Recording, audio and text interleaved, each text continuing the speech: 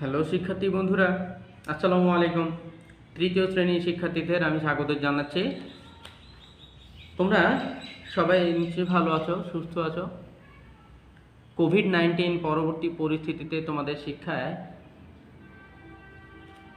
যে ক্ষতিগ্রস্ত আমরা হয়েছি, তোমাদের পড়াশোনায় যে শূন্যতা আমরা অনুভব করছি, সেখান থেকে তোমাদেরকে এগিয়ে নিয়ে আসতে আমাদের এই প্রচেষ্টা। তোমরা যারা গণিতকে ভয় পাচ্ছ, যারা গণিতে দুর্বল মনে করছো নিজেদের, মোটেও মনোবল হারাবে না। তোমরা ধৈর্য ধরে আমার সাথে লেগে থাকো, আমার আলোচনা শুনতে থাকো। নিশ্চয়ই তোমরা তোমাদের গণিতগুলো খুব সহজে আয়ত্ত করে নিতে পারবে। প্রাথমিক গণিত তৃতীয় শ্রেণীর আজকের 12তম পর্বে স্বাগত জানাচ্ছি। আমি মোহাম্মদ মমিনুল হক, সহকারী শিক্ষক, সাভার ক্যান্টনমেন্ট বোর্ড বালিকা উচ্চ বিদ্যালয় থেকে। চলো আমরা আমাদের আলোচনায় যাই। আজকের আলোচনায় তোমাদের সাথে আমি 73 পৃষ্ঠা নিয়ে 73 পৃষ্ঠার গাণিতিক সমস্যাগুলো তোমাদের সাথে আলোচনা করব। তোমরা আমার আলোচনাটা মনোযোগ দিয়ে আগে শুনবে। তোমাদের পাঠ্যপুস্তক খুলে তোমাদের সামনে রাখো, আমার সাথে সাথে তোমরা প্রত্যেকটা প্রশ্ন পড়বে এবং একই সাথে আমার আলোচনাটা বোঝার চেষ্টা করবে, শুনবে। আমার আলোচনা শোনা শেষ করার পর তারপর তোমরা নিজেদের অনুশীলন খাতে অঙ্কগুলো করার চেষ্টা করবে। কেমন? চলো আমরা আমাদের আলোচনায় ফিরে যাই। তোমাদের পাঠ্যপুস্তকের 11 নম্বর গাণিতিক সমস্যাটা দেখো। একটি শ্রেণীতে 10টি বেঞ্চ আছে। একটি শ্রেণীতে মোট 10টি বেঞ্চ। একটি শ্রেণীতে 10টি বেঞ্চ, তার মধ্যে 6টি বেঞ্চের প্রতিটিতে 5 জন করে বসতে পারে, আর বাকি 4টি বেঞ্চে প্রতিটিতে 4 জন করে বসতে পারে। আমি তোমাদের এই সমস্যাটা একটু ভিন্নভাবে দেখাই। তোমরা দেখো খেয়াল করে, শ্রেণীকক্ষে অনেকগুলো বেঞ্চ থাকে। সেখানে 1, 2, 3, 4, 5, 6 এরকম 6টি বেঞ্চ ছিল, একটু বড় বড়। সেই 6টি বেঞ্চের প্রত্যেকটিতে 1, 2, 3, 4, 5। এই বেঞ্চও 5 জন, এই বেঞ্চও 5 জন, এই বেঞ্চও 1, 2, 3, 4, 5, 1, 2, 3, 4, 5, 1, 2, 3, 4, 5, 1, 2, 3, 4, 5। এরকম বড় বড় বেঞ্চগুলোর প্রত্যেকটিতে 5 জন করে বসে। এই বেঞ্চেও 5 জন, এখানেও 5 জন, এখানেও 5 জন। এর পেছনে আবার ছোট ছোট কটা বেঞ্চ ছিল, একটু ছোট 4টি বেঞ্চ। বড় বেঞ্চ ছিল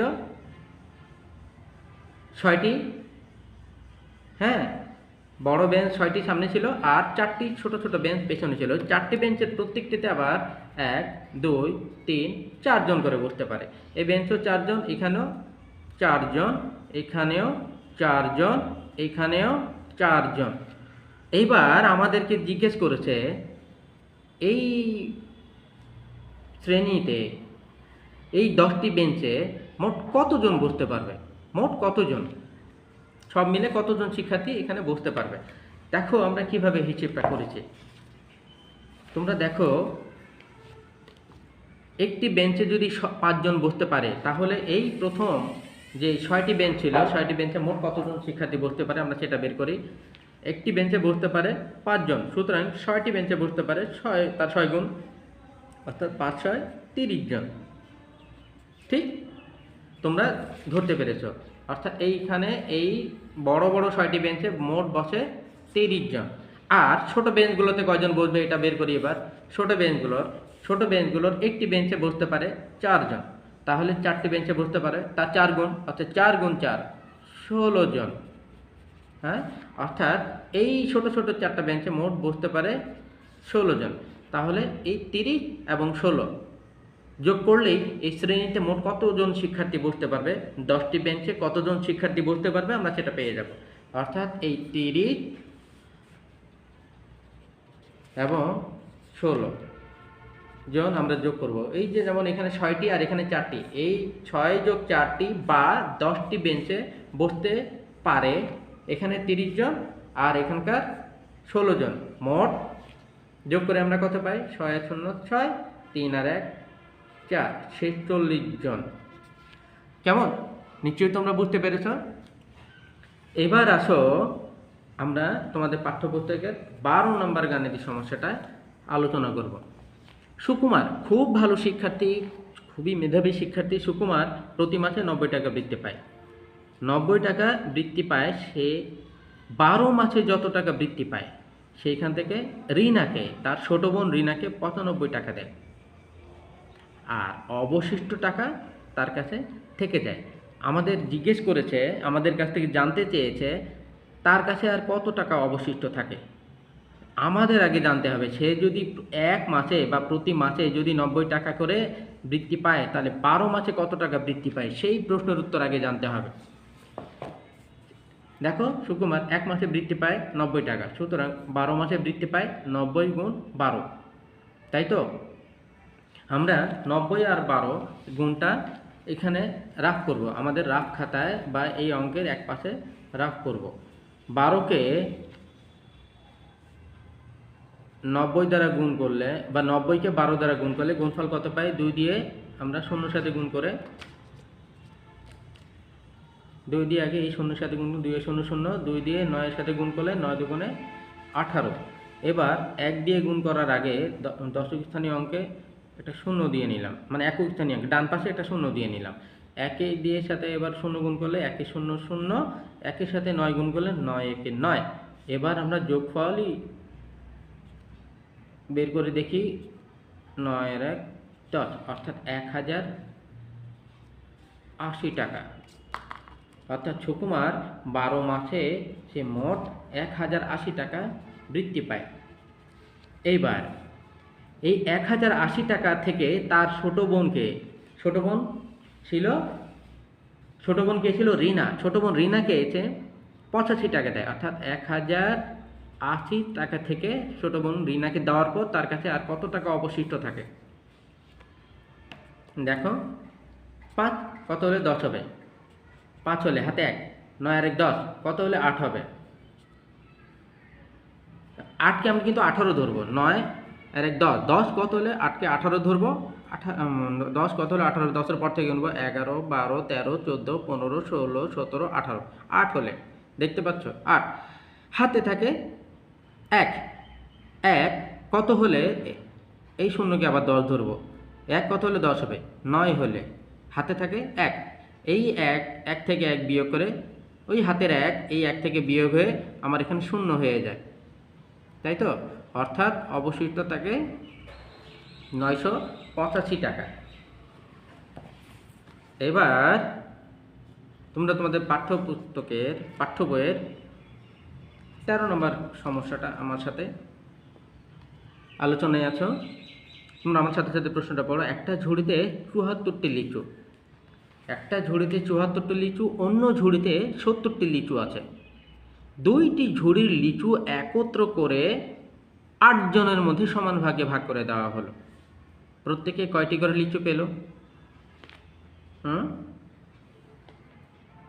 দেখো তোমাদের দেখে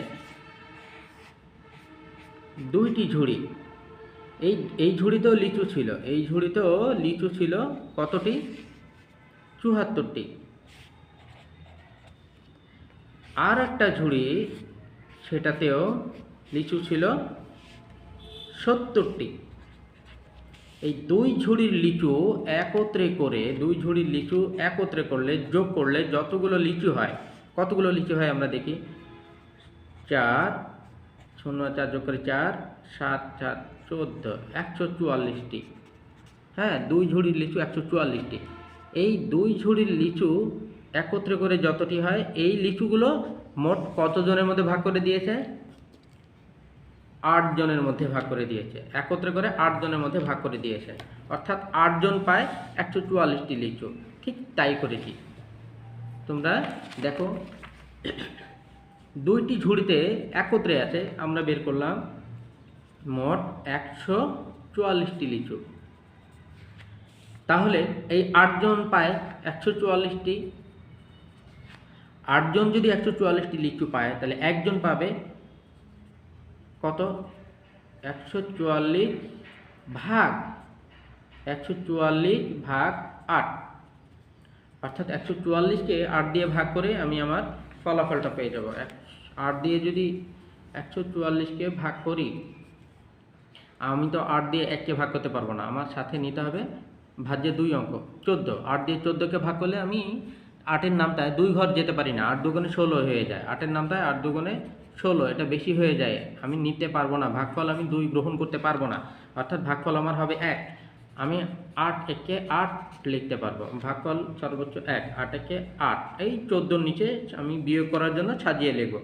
14 থেকে 8 বিয়োগ করে পাই 8, কত হলে 14 হবে? 6 হলে, হাতে 1, 1 থেকে 1 বিয়োগ করে 0, অর্থাৎ 14 থেকে 8 বিয়োগ করে 6 পেলাম। এবার ভাজ্যের এই যে 4 ছিল, 4কে এইখানে নামালে আমি ভাজ্য পাই 64। 8-এর নামটায় আমি আবার দেখব 64 কোথায় আছে।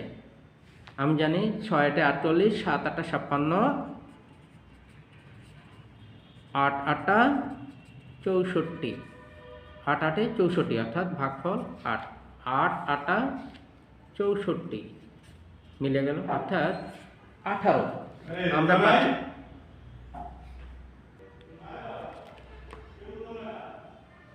অর্থাৎ আমরা এখানে ভাগফল পেলাম 18, এই যে লিখবো 18, অর্থাৎ প্রত্যেকে পায় 18টি করে লিচু।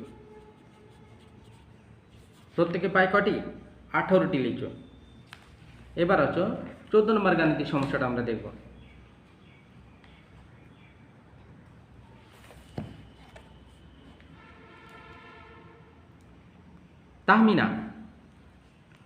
তাহমিনা 50টি বেলুনের একটি প্যাকেট কিনল। 50টি বেলুনের একটা প্যাকেট কিনলো, এর থেকে 8টি বেলুন সে নিজে রাখলো আর অবশিষ্ট বেলুন 6 বন্ধুকে সমান ভাগে ভাগ করে দিল। 50টি বেলুন থেকে 8টি বেলুন আগে নিজের জন্য রেখে নিল, তারপরে অবশিষ্ট বেলুনগুলো সে 6 জন বন্ধুর মধ্যে ভাগ করে দিল। তাহলে আগে অবশিষ্ট বেলুন সংখ্যা আমার আগে জানতে হবে। 6 জন বন্ধুকে মোট কতটি বেলুন ভাগ করে দিল সেটি আমার আগে জানতে হবে। 14 নম্বর, অবশিষ্ট বেলুন আছে 50 থেকে, ওই যে 50টি বেলুন থেকে নিজের জন্য 8টি রাখলো, আমরা অবশিষ্ট বেলুন পাই 50 থেকে 8 বিয়োগ করে 42টি বেলুন পাই। এইবার এই 42টি বেলুন সে 6 বন্ধুর মধ্যে ভাগ করে দেয়। তো 6 জন পায় যদি 42টি বেলুন, 6 জন পায় 42, সুতরাং একজন পায় 42 ভাগ 6। 42কে যদি 6 দিয়ে ভাগ করি, 6 7 6-এর নামটায় আমরা পাই 7 ঘর পর্যন্ত, 6-7 42, অর্থাৎ আমার ভাগফল 7টি। আমরা প্রত্যেকেই বেলুন পাবে, তার 6 বন্ধুর প্রত্যেকেই বেলুন পাবে 7টি করে। কেমন?